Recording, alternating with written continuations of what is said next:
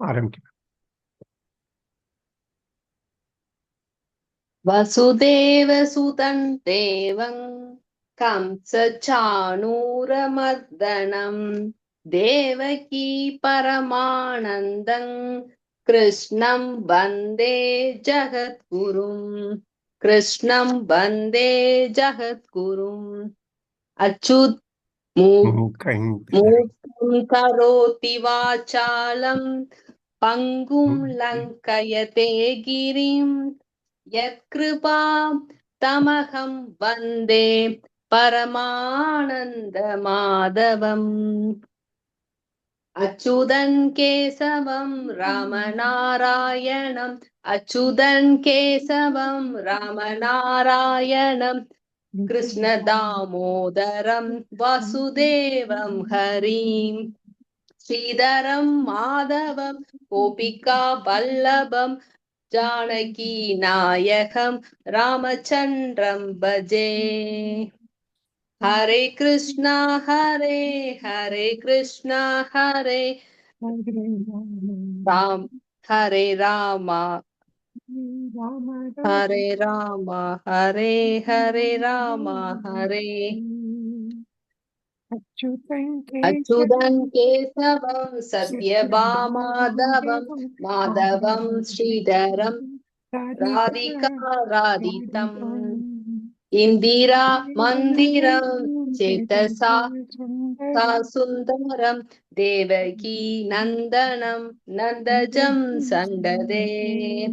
Hare Krishna Hare Hare Krishna Hare Hare Rama Hare Hare Rama Hare. Very good. இன்னைக்கு அந்த 40, நான் 41, 42, 43, 44 வரைக்கும் கூட படிச்சிடலாம். 4 ஸ்லோகங்கள். யார் படிக்கிறீங்க? வெங்கட் வேலாயுதம். 41லேருந்து 44 வரைக்கும்.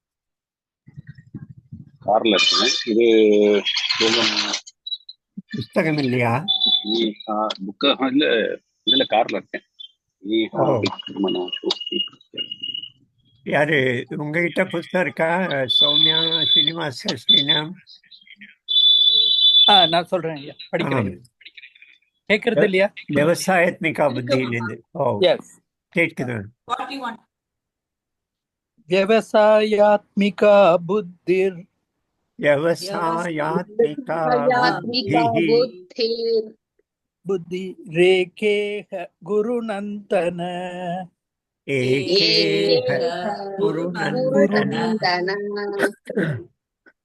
பகுஷாகா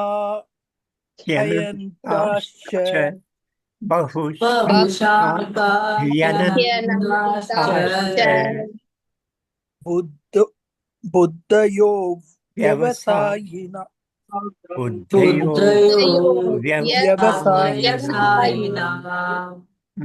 யாமிமாம் புஷ்பிதாம் வாச்சம்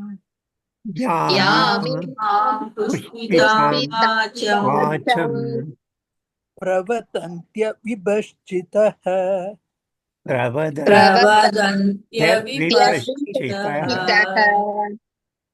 வேதவாதராः பார்த்த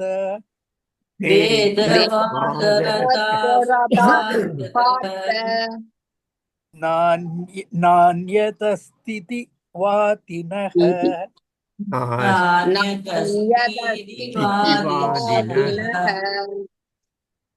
காமாத்மனஸ்வர்கபரா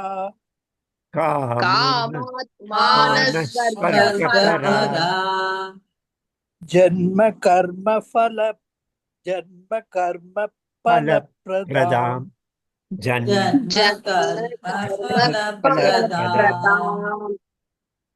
கிரியா விசேஷ பகுலாம்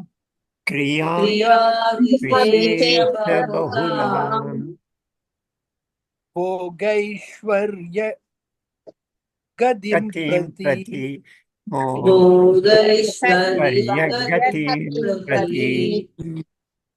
போகைஸ்வர்ய பிரசக்னாத் प्रसक्नानां भोगैश्वर्य प्रसक्तानां प्रसक्तानां पहृत तयापहृत चेतस चेतसां तया तया पहृत चेतसा चेतसां व्यवसायात्मिक बुद्धिः व्यवसायात्मिका बुद्धिः बुद्धिः समा बुद्धि समाधौ न न विधि विधीयते समाधौ न समाधौ न विधीयते विधीयते. நம்ம 4 பேர் இருக்கோம். அவர்கிட்ட புக் இல்லை. ஒரு ஸ்லோகம் ஒருத்தர் படிங்க. சௌமியா 41. உமா இருக்கியா? 41 நீ மட்டும் படிக்க இருக்கு. ரிப்பீட் பண்ண வேண்டாம். நானா? யார் சௌமியா. சௌமியா சௌமியா சரி சொல்லுங்க. व्यवसायत्यात्मिका बुद्धिः एकेह गुरुनन्दन बहुशाखाह्यनन्दाश्च बुद्धयो व्यवसायिनाम् ஆ அது அவ சத்யா சத்யஸ்ரீ. வெங்கட்வேல சொல்றீங்களா? यामिमां पुष्पितां वाचं प्रवदन्त्यविपश्चितः वेदवादरताः पार्थ नान्यदस्तीति वादिनः. சத்யஸ்ரீ. कामात्मानस्वर्गपरा जन्म कर्म फलप्रतां क्रिया विशेष बहुलां भोगैश्वर्य कतिं प्रति. Very good. உமா கடைசியில சொல்லிட ஒரு 44. भोगैश्वर्य प्रसक्तानां तया चेतसां व्यवसायात्मिका बुद्धिः समाधौ न विधीयते. Very good. இப்போ இந்த விஷயம் ரொம்ப விசேஷமான 4 ஸ்லோகங்கள் இது. முதல் விஷயம் அவர் என்ன சொல்றாரு? யாரு ஏதோ தமிழ்ல என்ன வார்த்தை சொல்றது தெரியல. யுக்தக ப்ரொஃபஷனல், கரெக்டா செய்யணும்னு நினைக்கிறவன், எல்லாம் கரெக்டா இருக்கு அப்படி இருக்கிறவன், பேலன்ஸா இருக்கிறவன், அவனுடைய புத்தி ஏக்க, அவனுக்கு ஒரே ஒரு புத்தி தான், கிளைகள் கிடையாது. ஏக புத்தி, உறுதியான யோஜனையை சொல்லும், தெளிவான யோஜனையை சொல்லும், சந்தேகம் எடுக்காது, இங்கேயா அங்கேயான்னு குழப்பாது. விவசாயாத்மிகா புத்தி ஏக இஹ நந்தன. ஹே அர்ஜுனனே, விவசாயாத்மிகா அதாவது ப்ரொஃபஷனலா இருக்கிறவன், அதாவது எமோஷன்ல போகாம சமபுத்தியில இருக்கிறவன், பேலன்ஸா இருக்கிறவன், அவனுடைய புத்தி ஒரே ஒரு ஷாக்கா தான், அதுக்கு ஒரே ஒரு கிளை, ஒரே ஒண்ணு, ஏக இக, அந்த புத்தி ஒண்ணுதான். அவ்யவசாயாத்மிகா, அவ்யவசாயினாம், அதாவது நான் ப்ரொஃபஷனல், கரெக்டா இல்லாதவன், பேலன்ஸ் இல்லாதவன், அப்படி தாறுமாறா ஜம்ப் ஆகிறவன், ஒவ்வொரு யோஜனைக்கும் அதுக்கு அந்த திசையில திரும்பி பார்க்கிறவன், ஒவ்வொரு எங்கிருந்தோ ஒரு யோஜனை வந்தா உடனே குழம்பி போகிறவன், அப்படியோட புத்தி அநேக சாக்கா, நிறைய கிளைகள் உண்டு, அதுக்கு கிளைகள் கொண்ட ஒரு புத்தி. நமக்கே நடக்கும் இது, நம்ம ரொம்ப நாம் அனுபவிக்கிற விஷயம். ஒரு ஒரு நார்ச்சதுக்கம், 4 ரோடு பிரிகிற இடத்துல நாம் ஒரு ரோட்ல வரோம், அங்கே நிற்கிறோம், பக்கத்தில் ஆட்டோ டிரைவர்கிட்ட கேட்குறோம், டாக்டர் வீட்டுக்கு நம்ம எப்படி போகிறது, எந்த ரோடு அப்படின்னு. எதிர்த்தாப்புல 3 ரோடு போகுது. அந்த ஆள் என்ன சொல்கிறான், 3லையும் போகலாம் சார், 3ல் போனாலும் அங்கே போயிடுவோம் அப்படிங்கிறான். உடனே நமக்கு குழப்பமாயிடுறது, நம்மால் முடிவெடுக்க முடியறதில்லை. என்ன சொல்கிறான் இவன், எதுக்கும் இன்னொரு ஆள்கிட்ட கேட்கலான்னு நினைக்கிறோம். இந்த குழப்பம் எல்லா விஷயத்திலையும் நான் ப்ரொஃபஷனல், சரியாக இல்லாதவன், யுக்தன் இல்லாதவன். அவன் பாருங்க, ஒவ்வொரு விஷயத்திலையும் பாருங்க, ஒரு ஸ்வீட் கடைக்கு போனா அங்கே ஸ்ரீ மிட்டாய்ன்னு இருக்கு பாருங்க, அங்க சேத்துப்பட்டு நங்கநல்லூர்ல. அந்த ஸ்ரீ மிட்டாயில ஒரு 180 டைப் மிட்டாய் வச்சிருக்கிறான், ஸ்வீட்டு, சேத்துப்பட்டுல. அங்க போவேன் அவன், இன்னைக்கு சம்பளம் வந்திருக்கு, ஒரு கிலோ ஸ்வீட் வாங்கிட்டு போகலாம் அப்படின்னு. அங்க போயிட்டு அந்த ஷெல்ஃபை பார்த்த உடனே குழம்பிடுவான். இவனுக்குள்ள தெளிவில்லை என்ன வாங்கணும் அப்படின்னு. அங்கே போன உடனே குழப்பமாயிரும். இத்தனை ஸ்வீட்டு கலர் கலராக இருக்கு, வெவ்வேறு ஷேப்ல இருக்கு, திராட்சை பழம் சைஸ்ல இருக்கு, சின்ன உருண்டை இலந்த பழம் சைஸ்ல இருக்கு, கொஞ்சம் பெரிய உருண்டையா இருக்கு, பூந்தி மாதிரி ரொம்ப சின்ன சின்னதா இருக்கு, கலர்ல ப்ரௌன் கலர் இருக்கு, காவி கலர் இருக்கு, வெள்ளை கலர் இருக்கு, எத்தனை டைப் இருக்க முடியுமோ, ஒரு பிங்க் கலர் இருக்கு. எல்லாத்தையும் பார்த்த உடனே குழம்பிடுவான். இது என்னது, அது என்னது, அது எப்படி, நம்ம தான் இது போன தடவை சாப்பிட்டு பார்த்தோமே, இதை சாப்பிட்டு பார்க்கலாம் அப்படின்னு அவனுக்குள்ள நிறைய கிளைகள் தோணும். அதுதான் சிம்பிள் விஷயம். இது நம்ம சிம்பிளா புரியறதுக்கு. துணிக்கடைக்கு போனா அதே மாதிரிதான். எப்பவுமே இக்கரைக்கு அக்கறை பச்சை மாதிரி ஷெல்ஃபில் இருக்கிற துணி தான் நல்லா இருக்கிற மாதிரி தோணும் நமக்கு. அதை எடுப்பா, அந்த 3வது இருக்கே, அதுக்கு பக்கத்துல அதை அவன் பாவம் எடுத்து பிரிச்சு போடுவான் தலைப்பை காட்டுறதுக்கு. பிரிச்சு போட்டப்புறம் அது கிட்ட கண்டு பார்க்கும்போது அப்படின்னு திரும்ப ஷெல்ஃபை பார்க்கும். அது பாரு, அங்கே 2வது மேலே இருக்கிற ஷெல்ஃபில், அங்கிருந்து பாரு, அங்கிருந்து வா, அதே அதே அதே அது அது அதே பாவம், அவன் பாவம் வேலை செய்கிறவன், நாள் முழுக்க நின்றுட்டு வேலை செய்கிறவன், குழம்பி போறது, முடிவெடுக்க முடியாமல் பல கிளைகள் பல யோஜனைகளை சொல்லக்கூடிய புத்தி அப்படிங்கிறான். நான் ப்ரொஃபஷனல், வியவஸ்தை இல்லாதவன். நம்ம வீட்டில எல்லாம் சொல்லுவா இந்த வார்த்தையை, வியவஸ்தை கெட்டவன். ஒரு வியவஸ்தை கிடையாது, ஒரு பிளானிங் கிடையாது, ஒரு திட்டம் கிடையாது, ஒரு ஒரு அதில் ஒரு சீரு கிடையாது, சீரா இல்லை, யோஜனை பண்ணாது, அப்படி தாறுமாறா. உடம்பு சரியில்லாமல் போச்சு, உடனே என்ன பண்ணுவான், முதல்ல அர்ஜென்ட்டாக இருந்தால் பக்கத்தில் ஏதோ ஒரு டாக்டர்கிட்ட ஓடுவான்.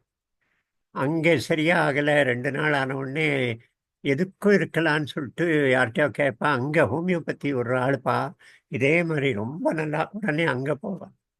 அப்புறம் இங்கே போவான். அப்புறம் மந்திரிக்கிறதுக்கு ஒரு ஆள் கிடைச்சா அவன்கிட்ட போவான்.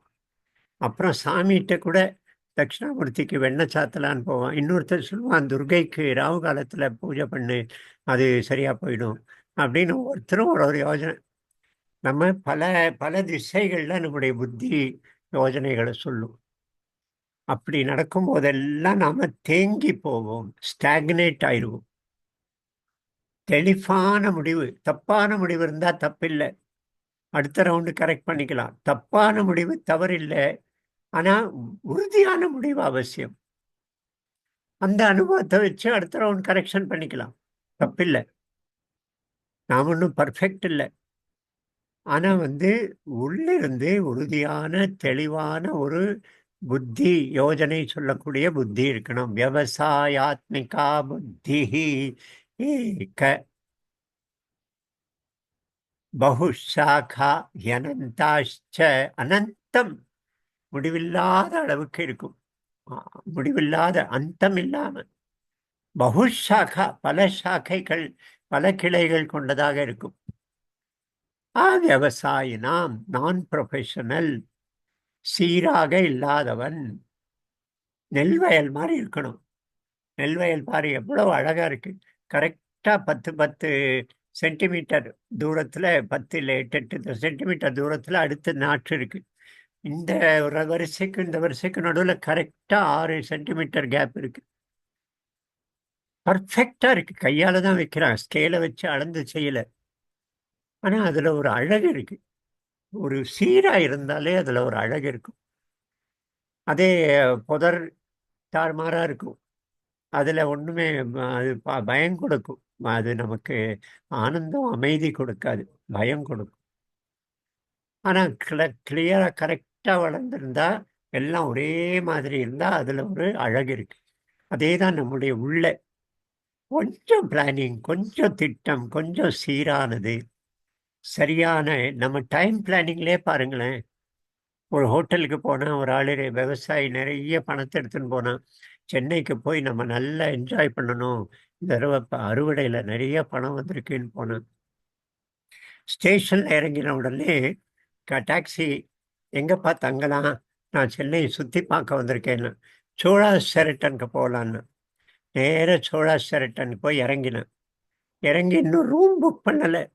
அங்கே வாசலில் ஒரு கும்பிடு போட்டுட்டு ஒரு பெரிய போர்டு இருக்கு, இப்படி கும்பிடு போட்டிருக்கு. அதை படிக்கிறான் இந்த ஆள். காலையில் 6 மணியிலிருந்து 8 மணி வரைக்கும் காஃபி, 8 மணியிலிருந்து 10:30 மணி வரைக்கும் சிற்றுண்டி, காலை சிற்றுண்டி, 10:30 மணியிலிருந்து மதியானம் 2:30 மணி வரைக்கும் மதிய உணவு, மத்தியானம் 2:30லேருந்து 4 வரைக்கும் சாயங்கால டீ, 4லேருந்து 6 ஸ்நாக்ஸ், 6லேருந்து ராத்திரி 10 வரைக்கும் டின்னர். இதை ஃபுல்லாக படிச்சுட்டு அப்படி இப்படி நான் வந்து எல்லா டைம் நாள் முழுக்க இந்த ஹோட்டலில் இதையே பண்ணிட்டு இருந்தா நான் சென்னை எப்போ சுற்றி பார்க்குறது அப்படின்னு நினைச்சாரா. வேண்டாப்பா இந்த ஹோட்டல் வேண்டான்னு. அந்த மாதிரி நம்ம டைம் பிளானிங்கில் குழம்பி போகிறோம். டைமே இல்லை. எத்தனை பேர் சொல்கிறாங்க, பரிதாபமாக இருக்கு அவங்கள பார்த்தா. டைமே இல்லை. இங்கிலீஷில் ஒரு பழமொழி சொல்லுவாங்க, யார் ஆக்டிவாக இருக்கிறானோ, நிறைய காரியங்களை செய்கிறானோ, அவனுக்கு இன்னொரு காரியம் செய்ய நேரம் கிடைக்கும் அப்படிமா. யார் அதிகமாக ஒன்றும் செய்யறது இல்லையோ அவனுக்கு எந்த காரியத்துக்குமே டைம் கிடைக்காது. டைமில் நமக்கு தாறுமாறாக இருக்கு, பண செலவில் தாறுமாறாக இருக்கு. ஏன் தான் இவ்வளவு சம்பாதிக்கிறேடா, ஏன் எப்படி கடனில் தவிக்கிற, கொஞ்சம் பிளான் பண்ணு, கொஞ்சம் பேலன்ஸ் பண்ணு, கொஞ்சம் டிசிப்ளின் பண்ணு அப்படின்னா, இல்லை சார் முடியவே உங்களுக்கெல்லாம் தெரியாது அப்படிமா. உங்களுக்கு தெரியாது அப்படிமா. அது மாதிரி எல்லா விஷயத்திலையும் இந்த குழப்பம், பல சாக்கைகள், பல கிளைகள் கொண்ட புத்தி. இப்போ அடுத்த 2-3 ஸ்லோகங்கள் வியாசர் வந்து வேதவியாசருடைய ஒரு அற்புதமான விஷயத்தை சொல்றது. 2-3 ஸ்லோகங்கள். சமாதௌன விதி என ஏகேக குருநந்தன பகுஷாகா யனதாச புத்தியா விவசாயினாம் யாமிமாம் புஷ்பிதாம் வாச்சம் பிரவதந்திய விபஷ்சிதः வேதவாதரதா பார்த்த நானிய தஸ்தி இதிவாதின காமாத்மான ஸ்வர்கபரா ஜன்ம கர்ம ஃபலப்பிரதாம் கிரியா விசேஷ பௌலாம் போகேஸ்வரி கதிம் பிரதி போகேஸ்வரிய பிரசக்தானாம் தயா பகிருத்த சேதசாம் விவசாயாத்மிகா புத்தி சமாதௌன விதீயத்தை. இன்னும் இருக்கு, அடுத்த 2-3 இதே சொல்ல போறார், கண்டினியூ பண்ண போறார். என்ன சொல்றாரு, யாமிமா புஷ்பிதாம் வாச்சம், பூக்கள், பூக்களால அலங்காரம் செய்தது போல அலங்கரிக்கப்பட்ட வச்சனங்கள். எதுல? வேதத்துல.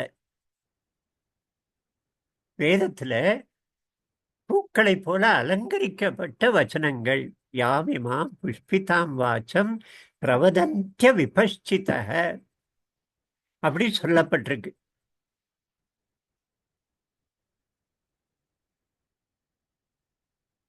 வேதவாதரத்தா என்ன, அதுதானே. இங்க பெரிய டிவி சத்தம் உங்களுக்கு கேக்குதா? வேதவாதரத்தா பார்த்த நாட்டிய தஸ்தி இதிவாதின. இந்த வேதத்துல சொல்லப்பட்டதை தவிர வேற ஒண்ணுமே கிடையாதுயா. அதை தவிர வேற ஒண்ணும் கிடையாது. அதுதான் என்னது? ஸ்வர்கபரா, ஸ்வர்க்கம், காமாத்மான ஸ்வர்கபரா ஜன்ம கர்ம பலப்பிரதாம், நம்ம பிறப்புல மிகச்சிறந்த பலன்களை அளிக்கக்கூடியது. எங்க? வேதத்துல சொல்லப்பட்ட கர்மங்கள், யாகங்கள், ஹோமங்கள். அதை தவிர வேற ஒன்றும் கிடையாது. சொர்க்கத்தை தவிர வாழ்க்கையில வேற என்ன இருக்கு? நல்ல வேதம் செய்து வேதத்தை பாராயணம் செய்தா நமக்கு சொர்க்கம். சொர்க்கத்தை தவிர வேற ஒன்றும் நான் அந்நியதஸ்தி, வேற எதுவும் கிடையாது. வேதவாதர்த்தா பார்த்த நானியதஸ்தி இதிவாதின காமாத்மான ஸ்வர்கபரா. மனசுல காமங்கள் நிறைந்து அது வேணும் இது வேணும், புத்திர காமேஷ்டி யோகம், அது அது வேணும், இதுக்கு தன வருஷம், தன மழை பொழியணும், அப்புறம் எதிரிகள் அழியணும். எத்தனை ஹோமங்கள் இருக்கு வேதத்துல, கர்மகாண்டங்கள் சொல்லப்பட்டிருக்கு. அதை தவிர வேற ஒன்றும் கிடையாதுயா, அதுதான் அல்டிமேட் அப்படின்னு வாதம் பண்றவர்கள், வேதத்துடைய இந்த கவர்ச்சிகரமான வாதனங்கள்ல மயங்குகிறவர்கள். பாருங்க எப்படி சொல்றாரு பாருங்க. யாரு சொல்வது? யாரு? ஸ்ரீகிருஷ்ணன் சொல்றாரு. அதை மகாபாரதத்துல எடிட் பண்ணி பொருத்தியவர் யாரு? வேதவியாசர். வேதவியாசர் தான் வேதங்கள் எல்லாம் தொகுத்தாரு.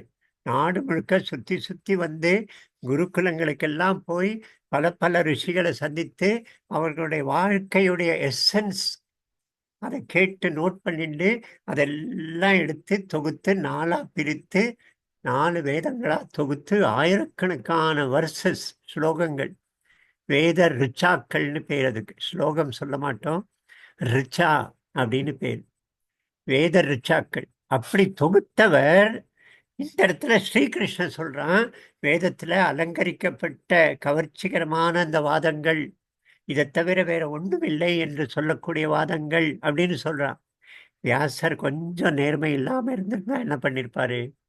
கொஞ்சம் சென்சார் பண்ணுவோம் யாத, இந்த ஒரு வரியை மட்டும் நீக்கிடுவோம், யாருக்கு தெரிய போறது ஸ்ரீகிருஷ்ணன் சொன்னது அப்படின்னு செஞ்சிருக்கலாம். எவ்வளவு ஆனஸ்டி, எவ்வளவு ஒரு ஃப்ரீடம் ஆஃப் எக்ஸ்பிரஷன். ஏன்னோ நம்ம வெள்ளக்காரன் வந்துதான் நமக்கெல்லாம் வாக்கு, என்னது வாக்கு உரிமையா? வாக்குன்னா ஓட்டு இல்லை, பேச்சு உரிமை.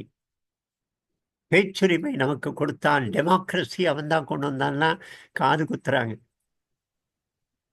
நம்ம தேசத்துல எப்போலேருந்து பாருங்க, வியாசர் தன்னுடைய வேதத்துக்கு தான் கஷ்டப்பட்டு உழைத்து வகுத்த வேதத்துக்கு எதிரான ஒரு கருத்து, வேதத்தை கொஞ்சம் கிண்டல் பண்ற மாதிரி ஒரு கருத்து வருது. ஆனா அவர் அதை ஒளிவு மறைவில்லாம அப்படியே அதை கீதையில வைக்கிறார். அவருக்கு அதுல கொஞ்சம் அப்படியே நெளிவு சுழிவு வரல. இது நம்ம தேசத்துடைய ஒரு சிறப்பு. ராமனை பத்தி எழுதக்கூடியது ராமாயணம். ஆனா ராவணனுடைய ஆட்சி, அதுல ஸ்ரீலங்கா எவ்வளவு அழகா இருந்தது, எவ்வளவு வளம் கொழிக்க இருந்தது அப்படிங்கிறதுல கொஞ்சம் கூட சென்சார்ஷிப் பண்ணாம அதுல ராமாயணத்துல இருக்கு. ராவணன் மோசமானவன் தானே. நம்ம சினிமாலாம் என்ன பண்றான், மோசமானவன்னா இங்க ஒரு மீசை இப்படி அப்படி இருக்கும், இங்க ஒரு 1.5 கண்ணு இருக்கும், ஒரு கண்ணுக்கு குருடு பச்சை போட்டிருப்பான், அப்படி கோணலா இங்க வாயில கோணல் இருக்கும், அப்படி கொஞ்சம் நண்டி நொண்டி நடப்பான், சகுனி மாதிரி. மோசமானவன்னா வெளியில தெரியுற மாதிரி. இப்பெல்லாம் அப்படி இல்லை. அந்த அஜித் நடித்த படத்துல பாரு, அவன் மோசமான ஆளு, கள்ளக்கடத்தல் எல்லாம் பண்றான். ஆனா கோட் சூட்டு போட்டு கூலிங் கிளாஸ் போட்டு ஸ்டைலா இருக்கிறான். அமிதாப் பச்சன் படம் எல்லாம் அப்படிதான் இருக்கும். ஆன்டி சோஷியல் பண்ணுவான், கள்ளக்கடத்தல் பண்ணுவான், ஆனா அவன் மோசமான ஆளா காட்டுறதில்லை. வெளித்தோற்றத்துல அதுல உண்மையில அவன்கிட்ட ஸ்மார்ட்னஸ் இருந்தால், அழகு இருந்தால், அங்கே வளமை இருந்தால், அதை ஏன் நீ குறைக்கணும்?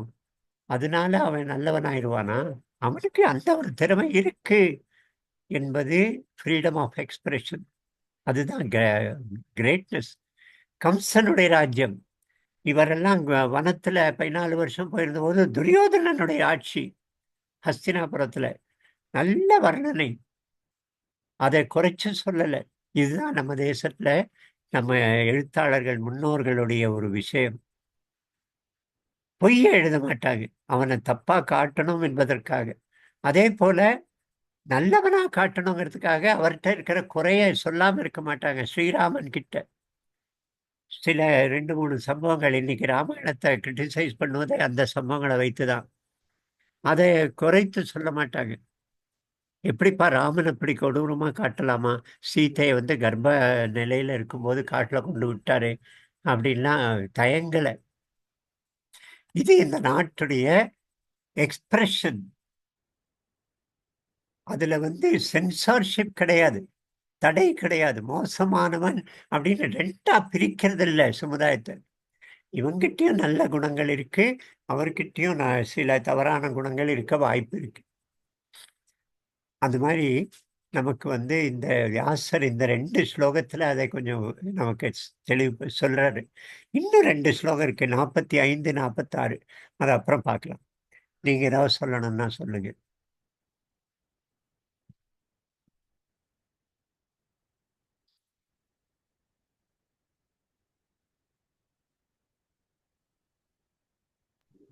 கர்ணனை பத்தி என்ன ஆயிருக்கு பாருங்க. கர்ணனை பத்தி மகாபாரதத்துல அப்படிலாம் சொல்லல. ஆனா நம்ம சிவாஜி நடிச்சிட்டாரு கர்ணனா. அப்படியே அருமையான நடிப்பு. இந்திரன் வந்து கவச்ச குண்டலத்தை கேட்கிறான், வந்த உடனே அப்படியே எல்லாம் தியேட்டர்ல எல்லாரும் அழறான் கர்ணனுக்காக. அவதே நம்பியார் நடிச்சிருந்தான்னு வச்சுங்க, கர்ணன் கரெக்டா நடந்திருப்பான். மகாபாரதத்துல எப்படி இருக்கோ அப்படி சொல்லியிருப்பான் படத்துல. ஆனா இங்க வந்து சிவாஜி நடிச்சதுனால சிவாஜியை மோசமானவனா காட்ட முடியுமா? அதனால கர்ணனை ரொம்ப நல்லவனா தர்மவானா காட்டுறாங்க படத்துல. அநியாயம் நடந்தது அவன் மேல அப்படின்னு சொல்றாங்க. அதுதான் பிரஸ் சென்சார்ஷிப் பண்ணுவது. அது நம்ம பண்டைய காலத்துல அது கிடையாது. வெங்கட் வேலாயுதம் நீங்க எதுவும் அன்மியூட் பண்ணீங்க ஏதோ சொல்றது. ஸ்ரீனிவாசன் சொல்லுங்கண்ணா. நமஸ்காரம் சார். இந்த விவசாத்மிகா புத்திங்கிறதுக்கு 2 மனசுல படுறது நான் சொல்றேன். அது அப்ளிகபிளான்னு நீங்க செக் பண்ணி சொல்லுங்க. ஒண்ணு வந்து நம்ம மோஸ்ட் ஆஃப் த ஆர்கனைசேஷன்ஸ்ல we have something called fish bone டயக்ராம்னு சொல்லுவோம். Fish bone diagram. இந்த ஃபிஷ் போன் எப்படி ஃபிஷ்ஷுக்கு அந்த மூக்கு பகுதி ஃபேஸ்ல மூக்கு பகுதி ஷார்ப்பா ஒன் சிங்கிள் பாயிண்டடா இருக்கும்.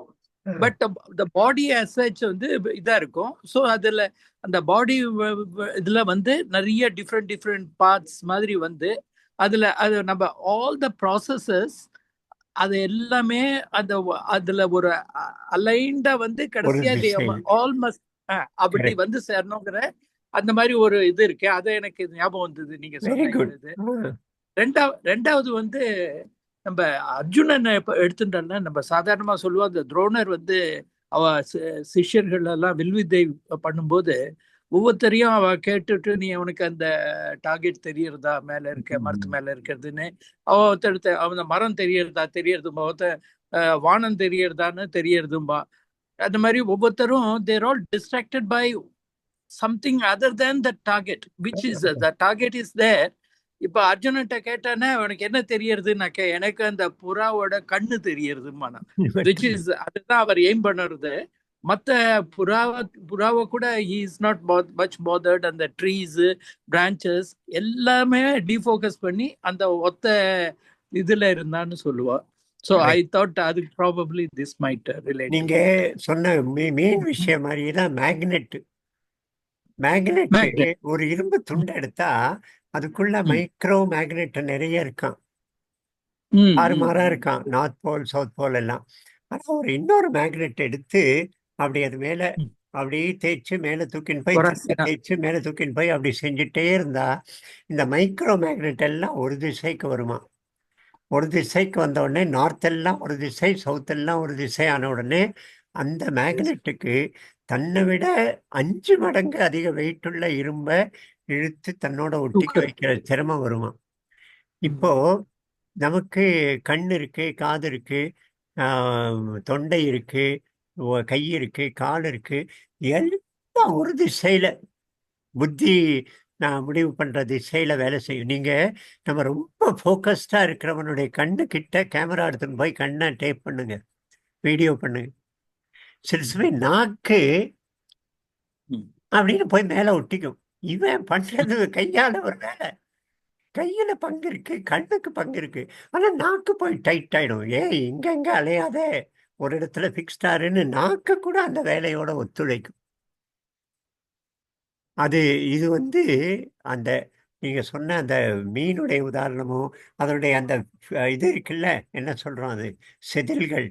அந்த செதில் கூட எல்லாம் அதுக்கு முன்னால போற திசையில இருக்குமா, அதுக்கு உதவி செய்யற மாதிரி இருக்குமா. எஸ், ரொம்ப அழகான செய்தி. Very good. சரி வெங்கட்வேலா, இதை அன்மியூட் பண்ணீங்க நீங்க. ஒண்ணும் இல்லைண்ணா, இப்போ இந்த சீக்வன்ஸ்ல வந்துட்டே இருக்கும்போது அர்ஜுனனுக்கு வந்து அந்த லோவஸ்ட் லெவல் வரைக்கும் வந்தாரு. வந்துட்டு திடீர்னு புத்தியோகம் அப்படின்னு சொல்லி இது வந்து ரொம்ப ஒரு மாதிரி வேரீடு சப்ஜெக்ட் திடீர்னு போற மாதிரி இருக்குல்ல. என்ன அர்ஜுனனுக்கு என்ன கருத்து இதுல இருந்து எடுக்கணும் அப்படின்ற மாதிரி எனக்கு தெரியல. இது வந்து ரொம்ப வைடா போகுது ஒரு சப்ஜெக்ட், இல்ல வேரீடா போகுது. என்ன சீக்வன்ஸ் ஃப்ளோல அவர் நினைச்சிருப்பாரு அப்படின்னு விஷயம் யோசிச்சு இது ஒரு உரையாடல், இது ஒரு தியரி இல்லை, கோர்வையா எழுதப்பட்ட தியரி இல்லை, உரையாடல். உரையாடல்ல உங்க குரல் கூட என்னுடைய பேச்சு கருத்தை மாற்ற வாய்ப்பு இருக்கு. உங்க கண் பார்வை, கண்ணுல இருக்கிற பாவனை கூட என்னுடைய பேச்சு டாபிக்கை மாற்ற வாய்ப்பு இருக்கு. இது ரெண்டு பேருக்கு நடுவில் உரையாடல் ஒண்ணு. ரெண்டாவது, அர்ஜுனன் சாதாரண ஆள், மனுஷன். அவனுக்கு ஹையஸ்ட் பிலாசபிலேருந்து ஆரம்பித்து வெவ்வேறு விஷயங்கள். நீங்க எதிர்காலத்துக்கு போங்க, 16வது அத்தியாயம், தெய்வாசுர சம்பத் எதுக்கு யுத்தத்துல வேலை செய்யறதுக்கு. அப்போ அப்படி பார்த்தா ஒட்டுமொத்தமா கீதையில வந்து நிறைய டைவர்சிட்டி இருக்கு. அதனால்தான் நான் சொல்வது, கீதை வந்து முழு கீதைய ஸ்டடி பண்ணி முழு கீதைய நான் என்னுடைய வாழ்க்கையில கடைப்பிடிக்கணும்னு முயற்சி பண்ணக்கூடாது. ஒரு ஸ்லோகத்தை எடுத்துங்க, நம்ம வாழ்க்கைக்கு திசை வேணும்னா அகடமிக்கா படிக்கலாம், கீதையை ஸ்டடி பண்ணி ஆழமா அதை அனலைஸ் பண்ணி கீதையை பத்தி நிறைய ரிசர்ச் பண்ணி அதெல்லாம் பண்ணலாம். பட் நமக்கு வாழ்க்கைக்கு வழிகாட்டக்கூடியது ஏதாவது ஒண்ணுதான்.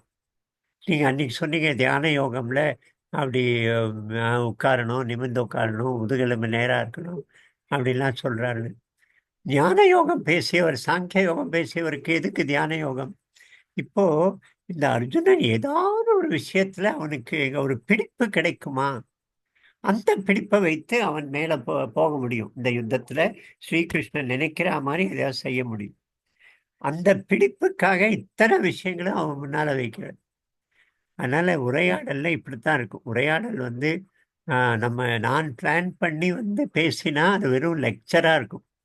நடுவுல நீ யாராவது கேள்வி கேட்டுட்டா என்னுடைய நான் திட்டமிட்டு வந்தது மாறி போயிடும்.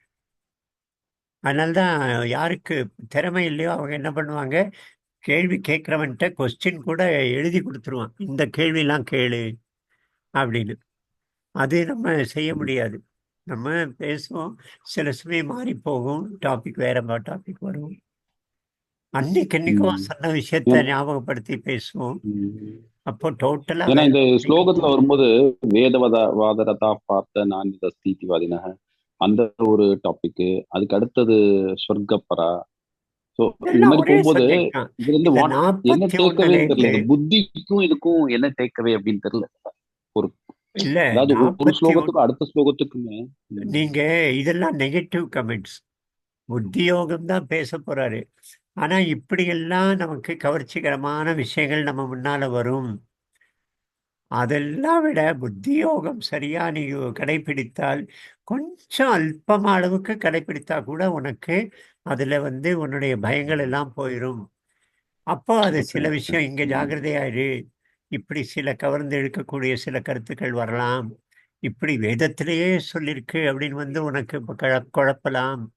அதனால கொஞ்சம் இதெல்லாம் எச்சரிக்கை, கொஞ்சம் நெகட்டிவா எச்சரிக்கை கொடுக்குற மாதிரி. பாசிட்டிவா சொல்ல வேண்டியதும் சொல்லுவாரு. அங்கே லாபா லாபோ ஜெயா ஜெயோ சொன்ன மாதிரி இன்னும் உன்னுடைய பயங்கள் எல்லாம் கொஞ்சம் நீ சொல்ப அளவுக்கு நீ கடைபிடிச்சா கூட போரும், நீ வந்து பயங்கள் எல்லாம் போயிடும்னு சொன்னதெல்லாம் பாசிட்டிவ் சைடு. அப்புறம் புத்தி யோகத்தை பற்றி பேச போறாரு. அந்த கர்மண்யவாதிகாரஸ்தே அதுலேருந்து அப்புறம் அவனுடைய ஸ்தித பிரஜ கேள்வி வரைக்கும் இது அப்படியே போகும். அதுதான் இந்த ஃப்ளோ வந்து உரையாடலுடைய ஃப்ளோ இப்படிதான் இருக்கும். நம்ம ஒரு கோர்வையா ஒரே பேட்டர்ன்ல இருக்காது. இப்ப நீங்க அடுத்த ரவுண்ட்ல இவ்வளவெல்லாம் பேசினப்புறம் அவன் அடுத்த சொல்றான் பாரு, நீ இவ்வளவு உயர்வா ஞானத்தை சொல்லிட்டு எனக்கு திடீர்னு நீ சண்டை போடுன்னு சொல்றியே, இவ்வளவு பயங்கரமான சண்டையில என்னை ஈடுபடுத்த சொல்றேங்கிறான். நீ லாபம் அலாபம் சுகம் துக்கம்லாம் தாண்டி சமமாக இருந்து கடமையை செய்யணும் அங்க சொல்லியிருக்காரு இங்க. ஆனா அது அவனுக்கு மறந்து போச்சு, திரும்ப அதே கேட்கிறான். அப்போ கர்மயோகம் பிறக்கிறது. அதனால இது அப்படி நம்ம பார்க்க முடியாதுன்னு நான் நினைக்கிறேன். It is a conversation. கன்வர்சேஷன்ல கொஞ்சம் இப்படி straight super way express way மாதிரி ஸ்ட்ரெயிட்டாக போகாது, கொஞ்சம் வளைஞ்சு வளைஞ்சு தான் போகும். வேற யாராவது இந்த விஷயத்துல என்ன சொல்லியிருக்காங்கன்னு கொஞ்சம் பாருங்க நீங்க. வேற வேதம் கீதை எழுதியவர்கள் இந்த 4 ஸ்லோகத்துக்கு எப்படி சொல்லியிருக்காங்கன்னு கொஞ்சம் பாருங்க, நம்ம அதை டிஸ்கஸ் பண்ணுவோம். கரெக்ட். பட் இது வந்து ஓரளவுக்கு அது கர்மயோகத்துக்கு சீட் வேர்சஸா எனக்கு படுறது ஐயா. இந்த இந்த லாபா லாபா ஜெயா ஜெய அந்த அந்த ஸ்லோகம்லாம் கர்மயோகத்துக்கு அது நெக்ஸ்ட் 2 சாப்டர்ஸ் வர்றதுக்கு இது சீட் பீஜம் விதை மாதிரி. மேட்டரா இருக்கு. பீஜம் இது கூட மாதிரி கர்மம்னா நீங்க பிராமணர்கள்ட்ட கேளுங்க, வைதிக பிராமணர்கள்ட்ட கர்மம்னா என்ன சொல்லுவாரு? எல்லாம் அந்த ஹோமத்துல வேதத்துல சொன்னதுதான் கர்மம் பாரு. நித்திய கர்மா